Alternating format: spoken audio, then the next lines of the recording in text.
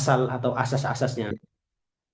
Baik, mohon di next Mas Aswan.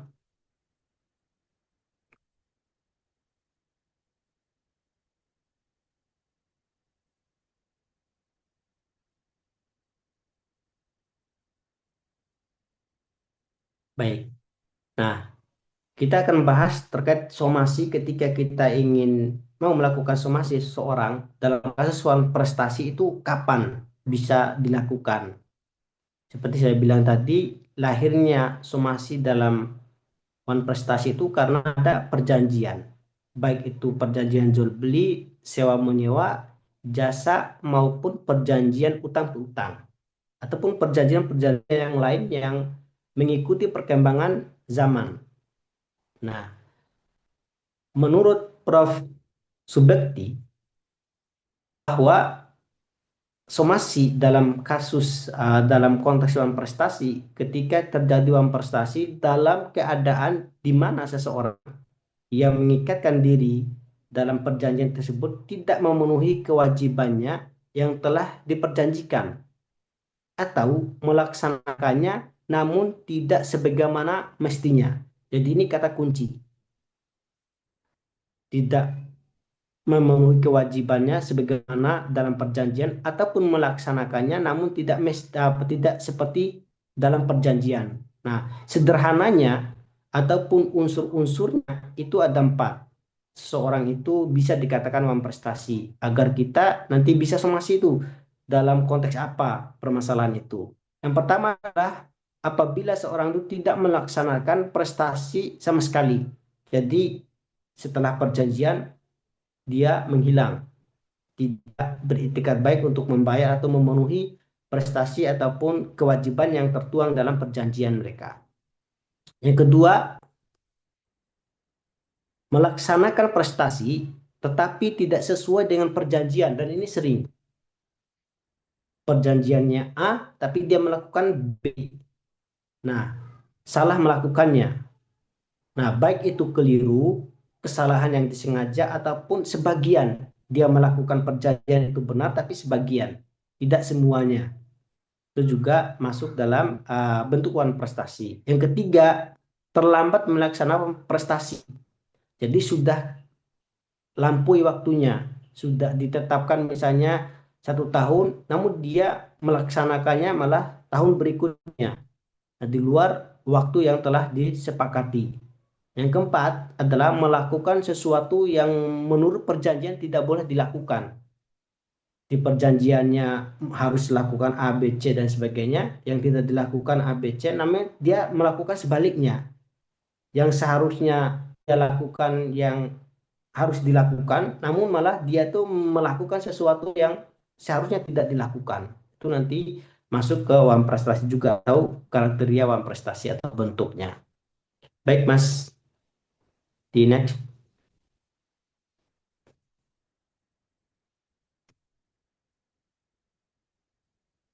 Nah, kalau dalam konteksnya wan prestasi, karena dalam konteksnya somasi dalam konteksnya wan prestasi, karena dasar awal somasi itu muncul dan dikenal di dunia hukum dari kasus wan prestasi, maka apabila kasus wan prestasi langsung diajukan dalam litigasi atau menggugat langsung di pengadilan, maka ada beberapa kemungkinan.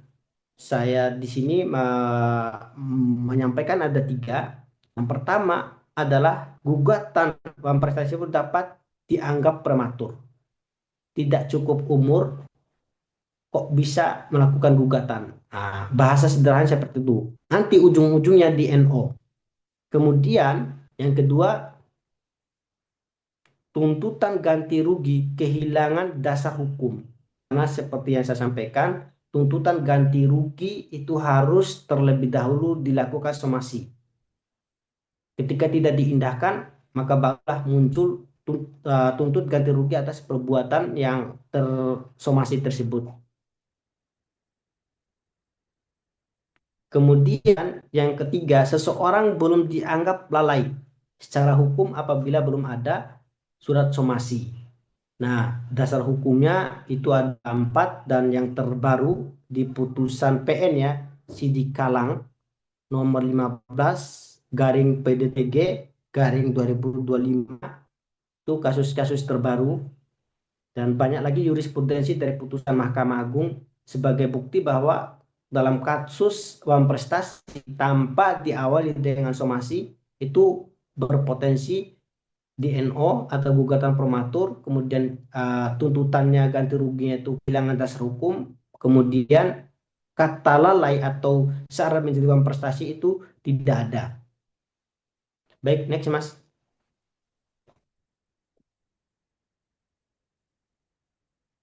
Nah, sekarang kita akan membahas terkait progresivitas hukum, di mana dalam dunia praktik, seperti yang saya sampaikan, somasi itu tidak hanya dilakukan pada kasus suam prestasi.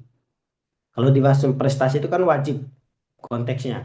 Nah, di perbuatan melawan hukum, kapan kita bisa melakukan somasi seseorang ketika tindakan atau perbuatan pelaku atau penerima somasi nantinya yang kita ketahui perbuatan dia merugikan hak-hak kita timbul dan disitulah kita bisa melakukan somasi kepada seorang tersebut.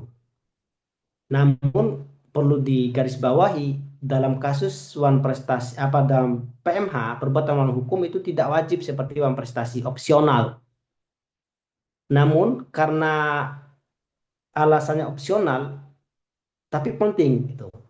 Tidak wajib tapi penting untuk efisiensi untuk biaya ringan dan sebagainya nanti kita akan bahas efektivitas dalam kaitannya penyelesaian secara surat somasi. Akan sangat membantu lah bagi teman-teman ketika nanti ada yang menjadi advokat ataupun konsultan hukum dan sebagainya. Next, Mas.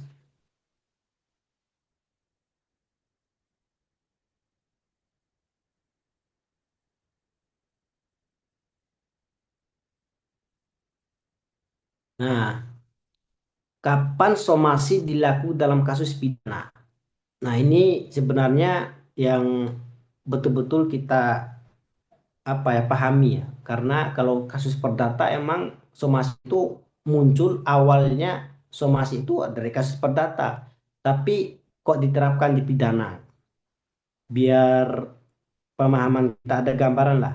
Nah, pada prinsipnya somasi tidak diatur secara eksplisit dalam kasus hukum pidana, baik KUHP maupun KUHAP-nya. Karena pada kasus pidana, apabila terpenuhi dua alat bukti yang sah, maka itu sebagai dasarnya legal standing melakukan proses penuntutan seperti itu. Nah, namun diterima karena dalam prakteknya karena sering digunakan itu secara signifikan ya diterima karena fungsi preventifnya, mediatif, klarifikatif dan perlindungan hak. Dalam konteks ini sorry, dalam konteks ini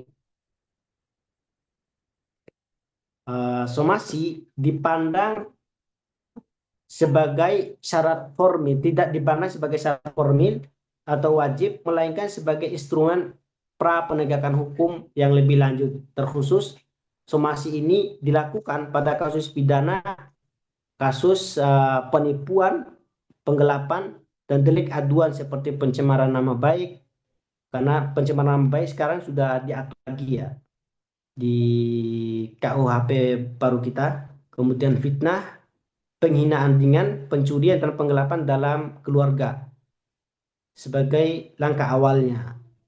Dengan alasan bahwa hukum itu harus progresif atau progressive law yang digagas oleh Prof. Cipto ya, bahwa hukum itu untuk manusia, bukan manusia, bukan hukum itu untuk manusia. Hukum itu untuk manusia, bukan manusia untuk hukum. Jadi hukum itu harus menyesuaikan selama ada keadilan substansial di dalam penerapannya. Jadi aturannya di perdata namun diterapkan di pidana, alasannya adalah harus hukum itu harus progresif. Nah, next Mas.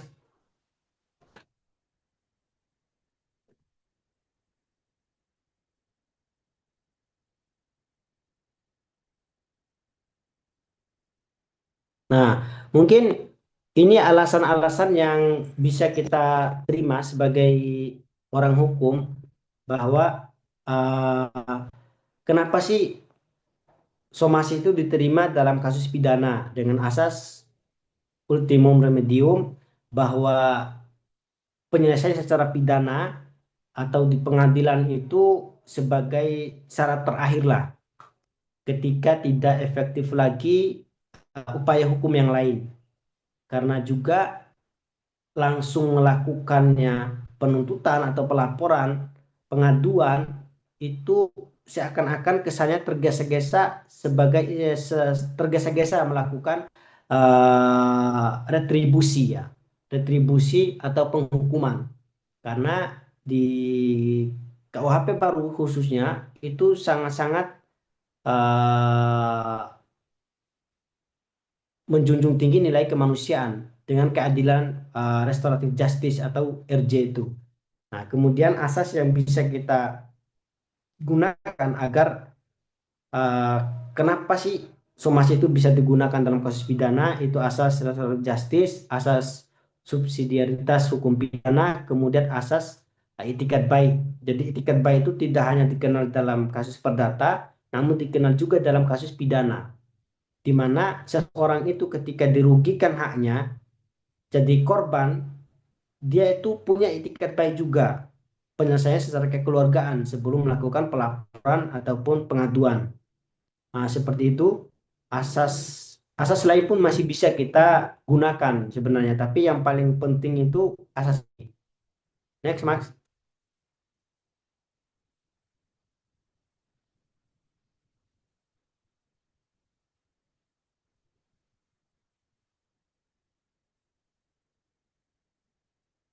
Nah, ini alasan lagi kenapa somasi itu diterapkan dalam kasus pidana berdasarkan realita yang terjadi, menjadi sebuah keniscayaan, tidak bisa dielak lagi lah, tidak bisa dihindari lagi.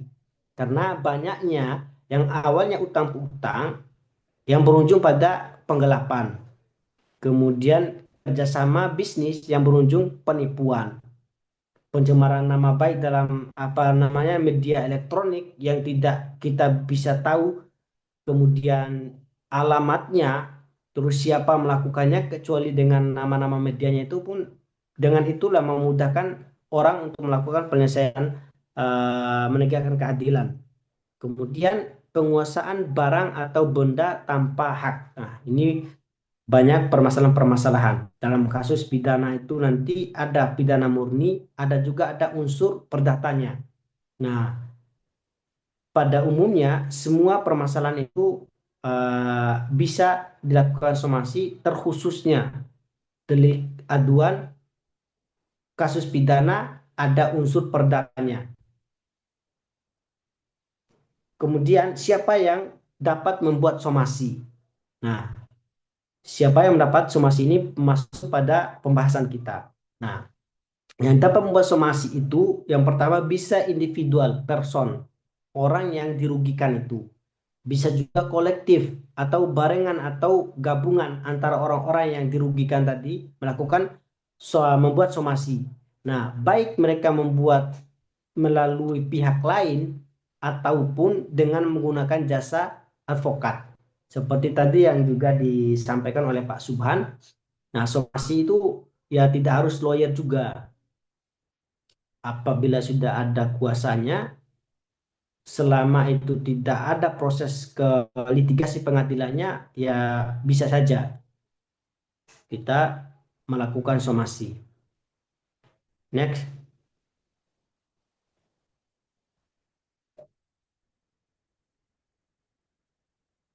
Nah, ini hal-hal yang harus dimuat dalam surat somasi.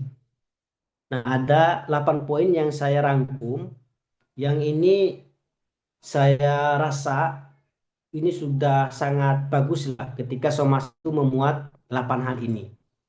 Yang pertama adalah identitas para pihak yang melakukan somasi dan yang akan menerima somasi itu harus kita tahu biar nggak salah orang, dan juga kita harus teliti jangan sampai permasalahan ada orang datang ke kalian katakanlah saya mau melakukan somasi orang tapi namanya tidak tahu, kemudian identitasnya, alamat dan sebagainya tidak tahu, ya konyol juga kan. Kita melakukan penegakan keadilan itu juga harus teliti.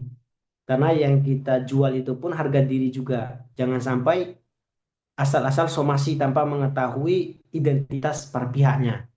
Kadang juga ada yang datang untuk minta tolong buatkan somasi, dia nggak mau ngasih identitasnya, ada pakai nama samaran aja atau pakai nama orang lain dan sebagainya. Itu saya pernah juga mengalami hal yang demikian, yang dirugikan itu si ceweknya karena masih pacaran, laki-laki ini pernah punya pacar lebih lah. Nah, akhirnya mereka berkelahi antara pacarnya ini. Nah, karena pacarnya ini milih satu orang dan dianggap dia paling tepat, dia melakukan somasi tapi atas nama dia. Maksudnya itu yang seharusnya melakukan somasi kan pacarnya itu, antara pacarnya itu, tapi dia ingin melakukan somasi. Nah, itu juga salah juga. Harus orang tepat juga kan yang melakukan somasi. Kemudian dasar hubungan hukumnya atau kronologisnya.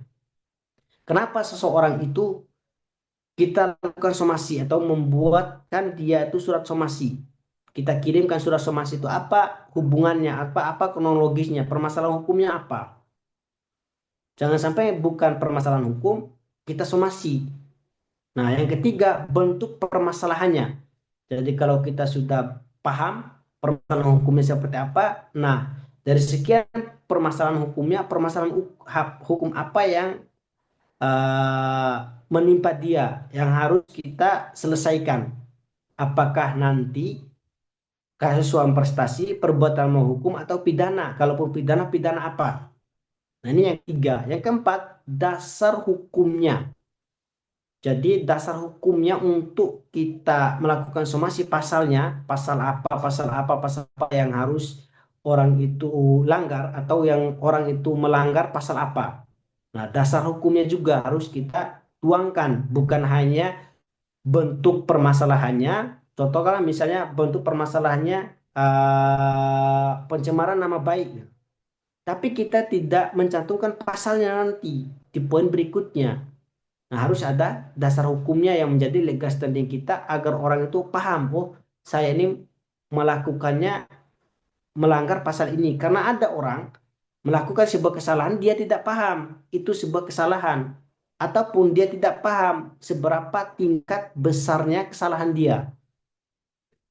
Makanya dasar hukum ini membuat orang itu tahu, oh kesalahan dia tuh seperti ini, parah atau ringan, kayak gitu. Kemudian tuntutan pemenuhan kewajiban. Jadi dari kronologi tadi bentuk permasalahan dan dasarnya itu kita minta apa sebenarnya terhadap permasalahan klien kita ataupun kita lah. Apa kita minta? Yang kita minta dalam somasi itu apa? Harus ada permintaan. Jangan sampai somasi ada dasarnya tapi kita tidak ada permintaan, juga lemah nanti dalam somasi. Harus ada tuntutannya. Kemudian yang keenam ada tenggang waktu. Jadi somasi itu tidak berlaku lama. Kita harus juga mencantumkan tenggang waktu kapan orang itu melakukan somasi itu atau memenuhi tuntutan dalam isi somasi itu. Nah, yang ketujuh, ancaman atau konsekuensinya ketika somasi yang kita berikan itu tidak diindahkan oleh tersomasi atau penerima somasi.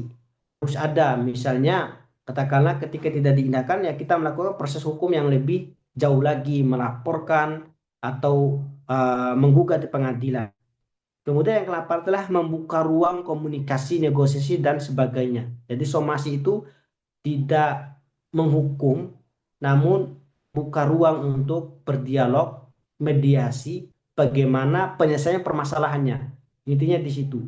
Bukan menambah permasalahan yang ada, namun bagaimana mencari permasalahan, apa mencari jalan keluar dari permasalahan itu. Itu intinya somasi. Makanya dibuka ruang dialog, komunikasi agar penyelesaian seperti apa sih. Nah, ini catatan, isi surat somasi pada prinsipnya itu tidak ditentukan secara aturan, secara hukum. Harus seperti apa, bentuknya seperti apa. Namun poin-poinnya itu seperti yang saya sampaikan tadi, yaitu 8 poin. Nah, ada syarat keabsahan yang harus diperhatikan. Walaupun tidak ditentukan A, B, Z seperti apa bentuk somasinya, namun ada syarat keabsahan yang harus ada dalam surat somasi itu, yang agar somasi itu memiliki kekuatan hukum seperti itu. Di next.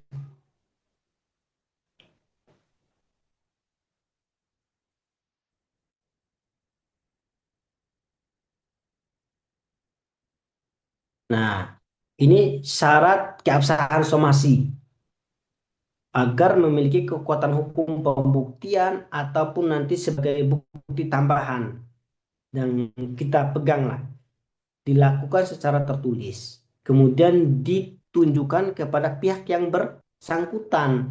Makanya tadi itu harus tahu siapa yang melakukannya, identitasnya. Yang ketiga adalah membuat tuntutan atau menjelaskan kewajiban yang harus dilakukan. Jadi harus ada tuntutan juga somasi itu. Kemudian tenggang waktunya. Kemudian selain itu somasi harus dapat dibuktikan telah disampaikan atau telah diterima. Nah, agar somasi itu dikatakan sah juga, nah ini tidak kalah penting. Saya juga membuat catatan bahwa apabila somasi disampaikan langsung, maka dibuatkan tanda terimanya. Siapa yang menerima somasi itu? Apabila melakukan pengiriman lewat ekspedisi, di pos dan sebagainya, maka buktinya adalah bukti pengiriman itu tadi. Biasanya kan dikasih tuh bukti pengiriman dan kita bisa lihat juga sampai mana surat atau somasi itu yang kita kirim itu sudah sampai mana, diterima apa belum. Nah, itu harus kita simpan ketika melakukan melakukan somasi. Berikutnya, Mas. Nah, ini efektivitas dan keunggulan penyelesaian melalui somasi. Dalam praktik, banyak sengketa atau permasalahan baik perdata maupun pidana dapat diselesaikan hanya melalui satu atau dua kali somasi, tanpa perlu proses litigasi yang relatif panjang dan ribet. Orang itu akan takut ketika masuk ke ranah proses formal, bukan non litigasi, tapi proses litigasi atau proses formalnya dilaporkan, akan takut dia. Kemudian apalagi proses di pengadilan. Namun dengan surat somasi itu orang itu merasa dihargai juga, sehingga muncul itikat baiknya untuk melakukan atau menyelesaikan permasalahan itu. Nah, yang pertama adalah cepat, tidak butuh waktu yang panjang dan menghabiskan energi. Kasus perdata itu rata-rata selesainya sekarang itu paling lama itu 6 bulan, ya 6 bulan paling tinggi, 4 bulan, 5 bulan, sampai ya berbulan-bulan lah. Sedangkan somasi itu dalam waktu 1 minggu 2 minggu pun bisa selesai, nggak berbulan-bulan. Kemudian hemat biaya, menghindari biaya tinggi sebenarnya somasi itu juga, karena tingginya proses itu karena panjangnya waktu. Makin panjangnya waktu, makin banyak uang yang dikeluarkan. Baik nanti lawyer fee-nya, sukses fee-nya, akomodasinya, dan sebagainya lah. Tapi namun di somasi itu di angka sekian itu bisa sampai selesai. Kemudian efektifnya tidak diragukan lagi. Saya melakukan beberapa kali somasi, bahkan saya melakukan somasi yang orang luar negeri itu 2 kali, itu hanya sekali, tapi efektif, tuntutan kita pun dipenuhi. Sangat-sangat efektif lah. Makanya dalam membuat surat somasi itu betul-betul yang orang baca itu meyakinkan, dan orang itu sadar penuh atas apa yang dia lakukan, sehingga ya tuntutan ini tetap dilakukan karena ya kesalahan dia itu sudah terdeteksi seberapa tingkat kerumitannya, permasalahannya besar seperti apa. Menjaga hubungan para pihak, somasi itu juga tidak berkaitan dengan seperti di pengadilan yang sifatnya adversial ya. Adversial itu ya hubungan tuh pasti rusak. Kemudian mengurangi konflik yang berkepanjangan. Next, Mas.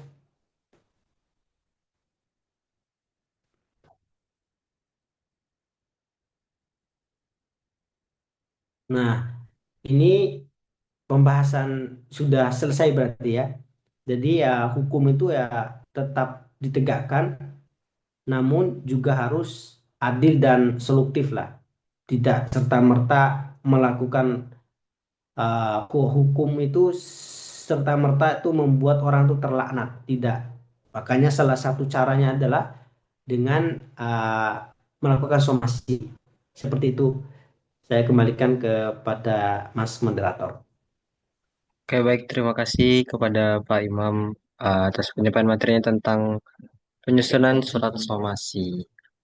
Mungkin langsung saja untuk mempersingkat waktu dari teman-teman para peserta yang hadir pada malam hari ini, apakah ada yang ingin bertanya terkait penyusunan surat somasi?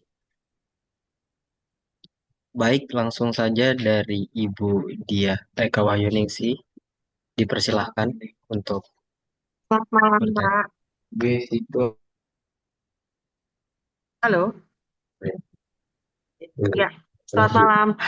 Saya mau tanya, Pak, terkait tadi mengenai surat somasi itu kita harus membuktikan bahwa surat somasinya sudah diterima.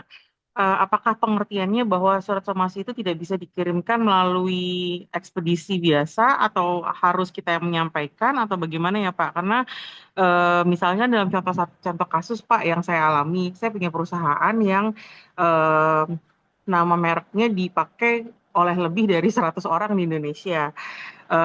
Kami saat ini sudah pernah melakukan somasi ke 51 orang, tapi pengirimannya semua pakai ekspedisi. Ada yang ditanggapi, ada yang tidak ditanggapi. eh, Kalau misalnya semua apa bahwa surat somasi itu harus disimpan apa apa namanya dibuktikan bahwa itu diterima, bagaimana ya Pak secara teknisnya? Mohon maaf saya nanyanya teknis karena saya bukan orang hukum Pak. Saya baru banget belajar hukum, baru mulai kuliah lagi. Terima kasih Pak. Baik, Bu. Mungkin saya langsung jawab, Jo. Nah, gini, kalau kita mengirim surat somasi kan biasanya dikasih apa ya, kertas biar kita bisa ngecek juga di berbentuk barcode juga tuh. Apakah sudah diterima apa tidak. Nah, itu sebagai bukti kita bahwa kita tuh sudah mengirim. Kan di situ kan ada tanggalnya juga, Bu. Ada tanggal di pos mana, kemana, siapa penerimanya tuh di situ. Nah, itulah sebagai bukti kita ketika melakukan pengiriman lewat ekspedisi. Nah, kalau secara langsung itu tadi kita harus membuat tanda terima. Namun, kadang juga saya melakukan somasi. Ini pengalaman pribadi ya, Bu ya. Saya itu kadang ya permasalahan pidana itu orang saling kenal. Tapi yang mereka kenal itu bukan nama sesuai KTP-nya. Alamatnya pun tempat apa kelahirannya mereka nggak paham. KTP-nya apalagi. Nah, saya menggunakan juga lewat medianya. Misalnya WhatsApp-nya, kemudian IG-nya saya kirimkan dan itu saya juga simpan sebagai bukti dan itu yang dibenarkan juga dalam undang-undang ITE kan pasal 567 itu mengatur terkait itu. Kita simpan bahwa kita sudah mengirim, apalagi dia itu udah kita bisa tahu, udah baca dan sebagainya itu sebagai bukti juga. Kalau pertanyaan tadi pakai ekspedisi, ya bukti kita yang dikasihkan pos ke kita ataupun JNT ke kita itu kertas yang kecil itu sebagai buktinya, Bu.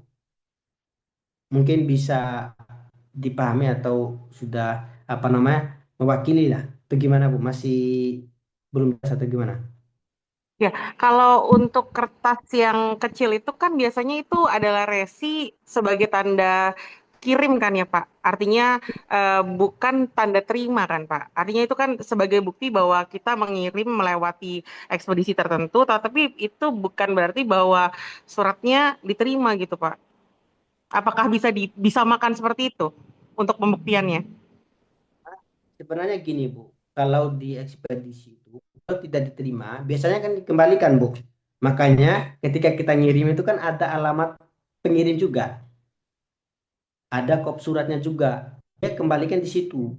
Jadi nggak serta-merta kita ngirim kemudian kita nggak tahu tuh sampai apa enggaknya. Kemudian biasanya kami itu kalau misalnya nggak sampai itu dikembalikan bu tekniknya itu karena ada alamatnya yang kita cantumkan penerimanya siapa pengirim nah, misalnya katakan pengirimnya siapa nomor HP nanti dikonfirmasi sama pihak ekspedisinya kalau nggak diterima nah sehingga selama tidak ada konfirmasi itu maka itu sebagai bukti kita udah diterimanya surat itu seperti itu bu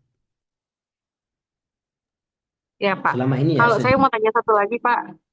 Kalau misalnya kita punya sebuah usaha ekspedisi, kita mengirim pakai ekspedisi yang kita punya tadi, lalu biasanya kan di sistem tuh akan tertulis tuh nomor sekian, resi nomor sekian diterima oleh siapa. Boleh nggak kalau kita simpan itunya, Pak? Dari data kalau yang kita didapat dari ekspedisi itu. Bisa ya, Pak ya? bisa. Oke, siap. Makasih, Pak. Sama-sama, Bu. Semangat sekali. Bu. Oh, satu lagi Pak, kalau boleh tanya, tadi mungkin saya terskip lewat dari jarak somasi 1 ke somasi 2 dan somasi 3 itu berapa lama Pak tadi prosesnya? Nah, 3 hari sampai 7 hari.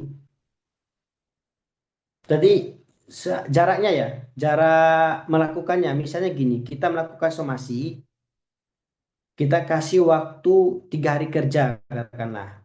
Nah, ketika 3 hari, hari keempatnya itu udah bisa, udah lewat waktu kan itu.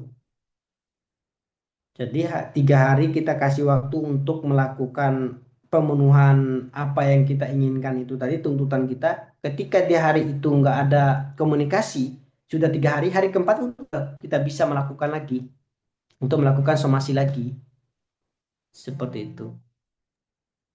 Baik Pak, terima kasih. Ini materi yang sangat menarik Pak sebenarnya karena ya sekali lagi secara teknis kami pernah melakukan sekalipun bukan orang hukum gitu ya. Jadi saya pernah konsultasi ke legal bahwa bagaimana ini kalau misalkan tidak lewat law firm atau lewat apa namanya pengacara atau apa ternyata bisa melakukan somasi secara personal. Namun kenyataannya yang didapat oleh saya adalah kasus yang tadi saya sebutkan kasus pelanggaran merek eh, dia pada saat kami lemparkan somasi yang pertama, itu banyak sekali orang yang sebenarnya tidak tahu mengenai undang-undang merek bahwa ada aturan yang namanya first to file. Jadi ketika mereka dikirimkan somasi, mereka merasa bahwa mereka sudah menggunakan merek itu jauh lebih dahulu sebelum saya. Padahal sebenarnya aturan di Indonesia kan sebenarnya first to file, bukan siapa yang first use gitu.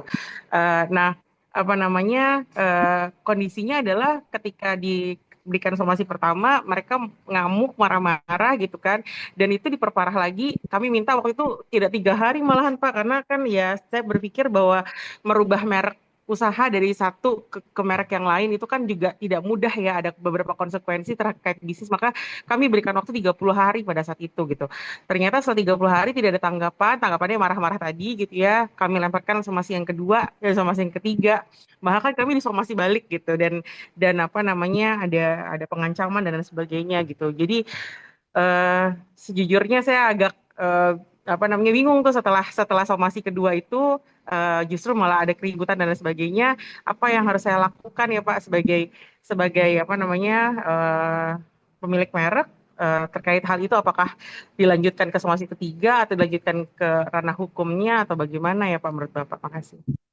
Ya, kalau seperti itu langsung aja, langsung ke sengketa merek aja. Kalau saya, karena itu kan sudah lakukan somasi kedua kan sudah itikat baik kita sudah maksimal lah, udah standar baiknya itu sudah terpenuhi lah. Karena kalau mereka itu, karena masalah sengketa merek itu, misalnya mereka udah daftar apa belum? Tentu kan belum daftar itu. Nah, karena dalam sengketa merek itu siapa yang daftar pertama, dia pemiliknya kan itu. Walaupun nanti ada banyak, tapi kan yang diakui kan satu.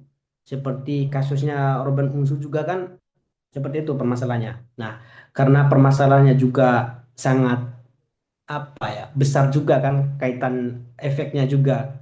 Karena itu merek kita tapi kok dipakai sama orang lain ataupun kita yang pertama mendaftar Nah, itu juga harus diselesaikan biar nggak berkepanjangan juga, karena udah nggak ada solusi dalam konteks non litigasinya. Ya, proses litigasi aja. Kalau dari saya seperti itu. Karena dalam somasi itu pun jangka waktunya itu yang ditekankan itu ya, Bu, yang ditekankan itu yang wajar. Intinya kita mengasih jangka waktu somasi itu yang wajar. Inti kata kuncinya di situ. Karena kadang kita somasi itu saya pernah melakukan tuh 1 kali 24 jam. Karena dia melakukan uh, pencemaran nama baik, kemudian saya suruh hentikan semua. 1 2 kali 4 jam, 1 hari atau 1 kali 24 jam tuh langsung dihentikan. Nah, kadang tergantung kasusnya. Kasusnya tuh butuh waktu lama untuk berproses dan mereka melakukan tuntutan itu atau tidak. Kalau misalnya itu tuntutan kita itu ringan dan mau nggak mau permasalahan itu harus selesaikan cepat, ya jangka waktunya pun kan sedikit, nggak panjang. Seperti itu. Ya Pak, Baik, kasih informasinya. Sama-sama. baik, mungkin dari Ibu dia masih ada yang ingin ditanyakan atau cukup? Cukup Pak, makasih. Oke, terima kasih Budi atas pertanyaannya sangat menarik. Mungkin langsung saja ke pertanyaan kedua, ini dari Mas Dimas. Untuk batas maksimal pengiriman somasi itu sampai berapa kali dan dalam tahap apa ketika kasus itu bisa sah dinaikkan ke pengadilan? Seperti itu, Bapak. Itu kasus apa dulu tuh? Kasus Untuk contoh kasusnya tidak ada, tetapi untuk batas maksimal pengiriman somasi itu sampai berapa kali dan dalam tahap apa ketika kasus itu bisa sah dinaikkan ke pengadilan. Seperti itu, Bapak. Tapi contoh kasusnya tidak ditanyakan. baik. Eh, Seperti yang saya sampaikan tadi. Bentar, bentar. Ini ada yang telepon 10 kalian nih kayaknya. Tak ini dulu. Bentar ya Mas ya.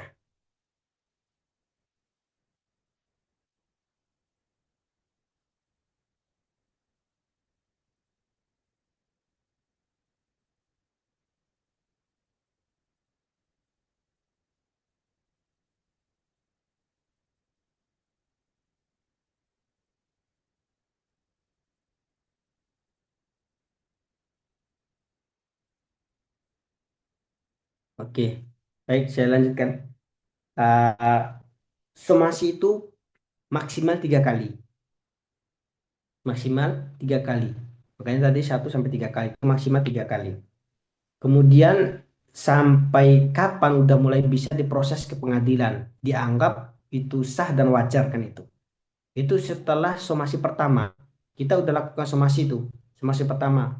Kita nggak mau lagi somasi kedua katakanlah atau somasi ketiga. Ya udah bisa. Yang penting sudah melakukan somasi. Tapi lebih baiknya kalau berbicara lebih baiknya setelah somasi kedua. Karena di somasi kedua itu sudah muncul tuntutan kita kalau kasus perdata. Kalau kasus perdata itu seperti itu. Tapi kalau kasus pidana itu ya sekalipun bisa karena pada prinsipnya kasus pidana itu tidak membutuhkan somasi karena bukan sebagai saksi bukti juga kan. Kalau udah terpenuhi 2 alat bukti yang sah, maka prosesnya pun tetap berjalan, nggak berpengaruh di situ. Seperti itu, Mas. Baik, terima kasih Bapak Imam. Mungkin dari Mas Dimas sudah. Ini berarti masih ada yang ingin bertanya? Mungkin terakhir dari Mas Ibrahim, silakan pertanyaannya. Yang akademik bidang diploma dan sarjana. Selamat malam. Kedengaran nggak, Mas? Ada suaranya Mas Ibrahim. Oke. Mungkin Pak yang saya ingin tanyakan di sini dalam surat somasi itu apakah hanya yang dikasih masuk dalam suratnya atau sampai ke royaltinya? Misal Pak dia memakai hak cipta lagu. Kan kalau di Undang-Undang Hak Cipta Lagu itu Pak ada misal dia udah 4 tahun ke atas kan pelanggarannya 1 miliar. Apakah dalam surat somasi itu dicantumkan juga biaya royaltinya atau gimana Pak? Baik, Atau pertanyaan nominal bagus uangnya ini. lah Pak? Apa itu di setiap somasi misal dia melanggar dalam bentuk uang, pelanggaran uang bisa dimasukkan atau hanya pelanggaran hukumnya aja Pak? Oke, baik Mas, langsung saya jawab ya Mas. Ya, di tuntutan itu tadi kan sudah ini Mas, di tuntutan itu berarti apa yang kita mau dan apa yang kita minta. Nah, di somasi kedua atau somasi pertama itu sudah langsung bisa terkait nominal-nominal yang dia lakukan itu tadi, pelanggaran-pelanggarannya. Karena dalam kasus pidana Mas, sekarang kan di kasus pidana kan ada denda satu, denda dua, denda tidak. Maka kita udah menyampaikan juga itu ketika melakukan somasi. Karena ini banyak pertanyaan dan mungkin menarik Mas kawan, ya ditampilkan contoh somasi tadi Mas yang saya kirim itu. Biar apa namanya? Biar teman-teman yang ikut ini ada gambaran tambahan lah terkait surat somasi. Karena di situ kan ada contoh juga kan itu.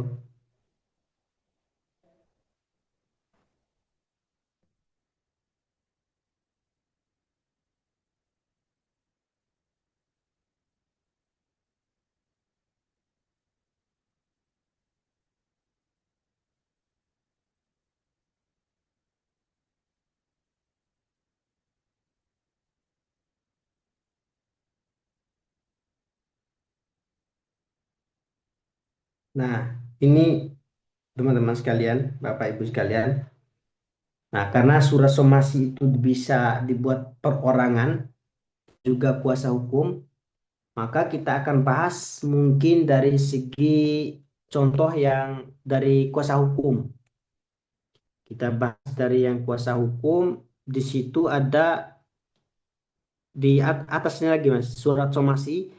Nah, surat somasi itu kalau kita menggunakan lawyer atau advokat itu ada kop suratnya.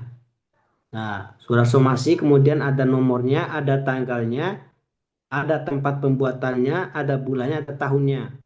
Kemudian somasi yang keberapa kita sampaikan, kemudian yang menerima somasi, tempat penerima somasi, kemudian dengan hormat kami yang bertanda tangan di bawah ini berarti beberapa advokatnya. Kemudian alamat kantor kita untuk negosiasi ataupun komunikasi lebih jauh terkait perkembangan atau penyelesaian permasalahan itu. Nah, muatannya tadi seperti yang saya sampaikan ada identitas, nama kliennya, terus nama yang tersomasi. Bawahnya lagi, Mas.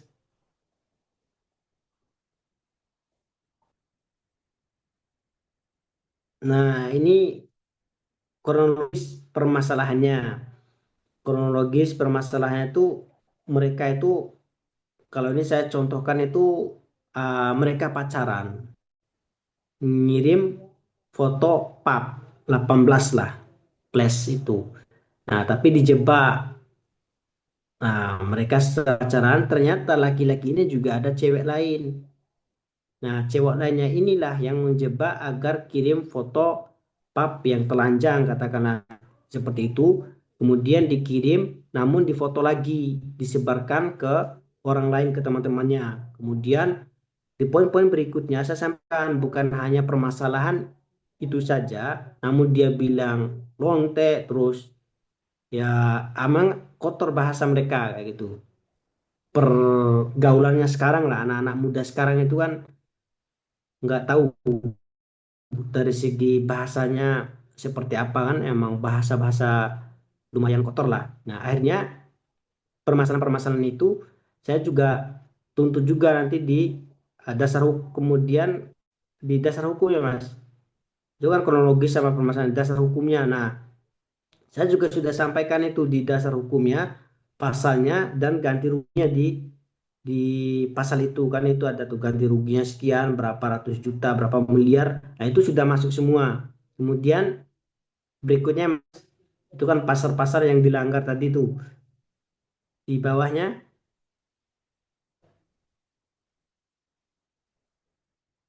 bawah bawah Di bawahnya lagi. Kalau itu nanti bisa dikirim ke teman-teman kan, biar ada bahan bacaannya. Nah, itu yang ketiga itu, bentar, ke yang ke atas, Mas. Peringatan hukum. Nah, peringatan hukum. Nah, peringatan atau tuntutan. Nah, di sini ya, seperti pertanyaan Masnya tadi, semua yang kita inginkan, karena itu kan pernyataan kehendak dan maunya kita yang melakukan somasi. Apapun itu, selama itu benar, selama itu rasional, dan ada aturannya, ya dicantumkan juga. Saya juga pernah tuh cantumkan 15 juta dan itu pun tembus juga. Itu contoh kecilnya, di mana dia melakukan itu tadi. Yang seharusnya nilainya sekian-sekian, saya minta 15 juta. Kadang juga ya tergantung dari kasusnya lah. Dan kemampuan yang kita somasi itu untuk mempertanggungjawabkan. Kalau misalnya itu tidak mau dimasukkan, ya tuntutan lain juga harus ada. Tuntutan saya itu berarti ada 6 itu tuntutannya. Nah, tuntutan yang keenam itu kan sudah berbentuk ganti rugi, seperti itu. Nah, yang terakhir, yang keempat itu ada batas waktu. Saya kasih batas waktunya 3 hari. Kalau saya gunakan itu 3 hari kerja ya, berarti kalender kerja. Kalau pas saya melakukan somasi di hari Sabtu Minggu berarti belum terhitung. Terhitungnya nanti di Senin, Selasa, Rabu berarti. Nah, harus dibayarkan. Nah, itu penutup atau konsekuensi hukumnya lah. Penekanannya apabila tidak dipenuhi tuntutannya tersebut, kemudian batas waktu, kita akan memproses lebih lanjut ke proses hukum yang lebih lanjut lah, ke litigasi atau pelaporan kalau kasus pidana. Kemudian di bawahnya, Mas, di terakhir, nah yang di terakhir itu nanti kita tanda tangan juga, yang kalau pakai kuasa, ataupun nanti kalau nggak pakai kuasa tetap pakai nama mereka yang melakukan somasi itu, kemudian disimpan di arsip atau dikirim ke apa namanya, ke pihak, ataupun kita simpan juga dan sebagainya lah, tembusan-tembusan juga. Saya juga pernah melakukan somasi atau tembus tempat kerja juga, tergantung dari kebutuhan kita lah. Dan permasalahan setiap case atau permasalahan itu memiliki kerumitan masing-masing. Kalau makin rumit berarti makin banyak juga ininya tembusannya, tembusan-tembusan tunai kerjanya, ataupun mereka tetap kawannya, kita tetap melakukan lebih dari somasi pertama. Seperti itu, Mas.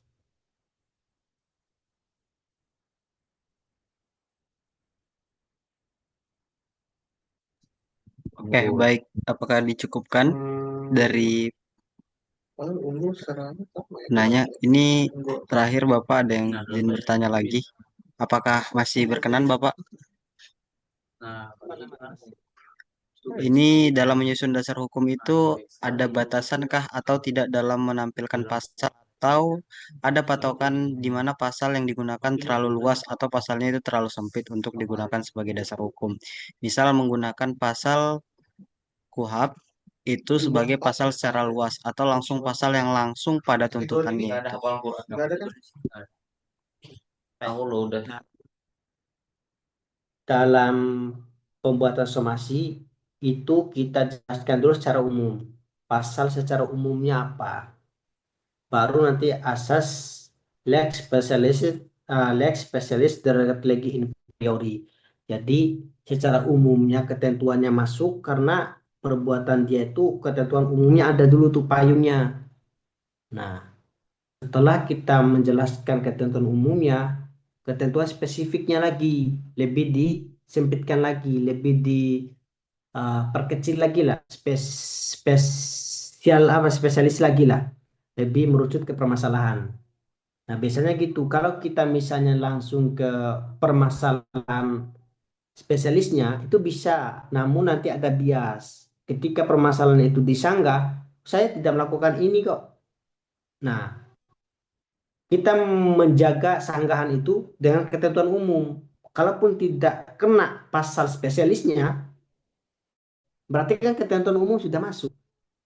Nah, apapun permasalahan dari misalnya satu permasalahan, kadang itu permasalahan yang datang itu tidak menimbulkan satu permasalahan hukum. tapi banyak menimbulkan permasalahan hukum. Misalnya ada orang yang ingin meminta bantu ke kita untuk somasi. Setelah kita gali, itu bukan hanya satu pasal kita terapkan seperti tadi, yang awalnya itu dijebak kirim foto pape yang 18 plus itu. Nah, namun kita rinci lagi itu kronologi awalnya. Rincinya lagi dia menjebak pasalnya apa, dia menyebarkan pasalnya apa, kemudian secara perdatanya apa, dianya ini ke UU ITE-nya apa, terus menyebarkan identitasnya dia, undang-undang identitasnya apa. Nah, seperti itu. Jadi umumnya dulu permasalahannya, baru lebih rinci ke permasalahan-permasalahan yang lain. Biar makin banyak dasar kita, makin orang itu tidak bisa mengelak. Makin dia sadar, oh ini sudah nggak bisa lagi dihindari lah. Udah nggak ada. Ketika dia hindari pasal satu misalnya, ada pasal lain yang harus menuntut dia. Kayak gitu, Mas. Jadi nggak ada masalah, malah itu dalam praktek malah diperbenarkan lah. Dalam dunia praktek seperti itu. Baik, terima kasih Bapak. Ini tadi penyampaian yang sangat komprehensif terhadap materi penyusunan surat somasi dan unsur-unsur surat somasi tersebut apa aja yang diperlukan. Mungkin sudah tidak ada yang bertanya lagi dan kebetulan waktunya juga sudah sesuai rundown kita. Waktunya telah berakhir. Mungkin dari Pak Imam mau ada closing statement untuk mengakhiri webinar dari Let's Go ini.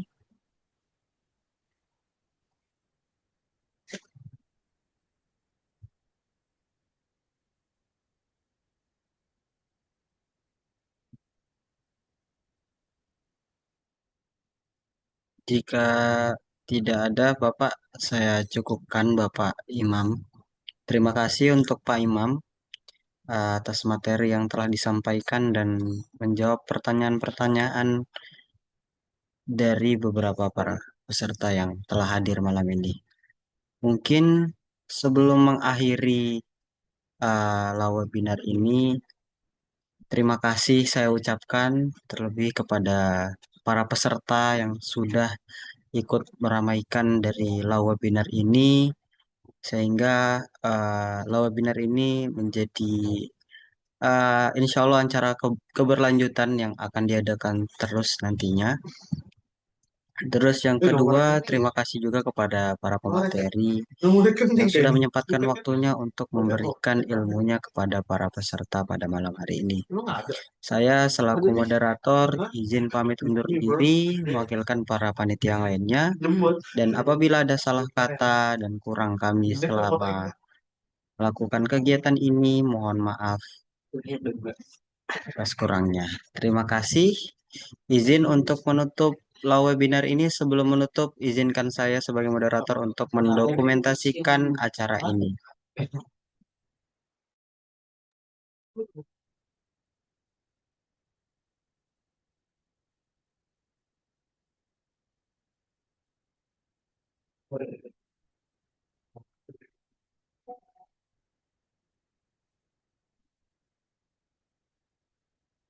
Oke, teman-teman yang mau open kamera boleh. Saya izin ke screenshot 1, 2, 3.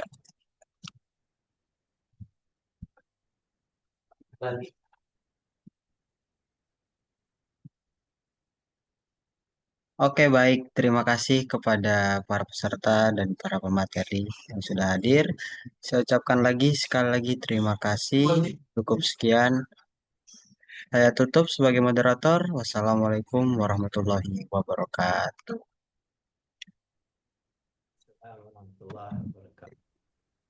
Terima kasih, Mas. Ya, Bapak, sama-sama.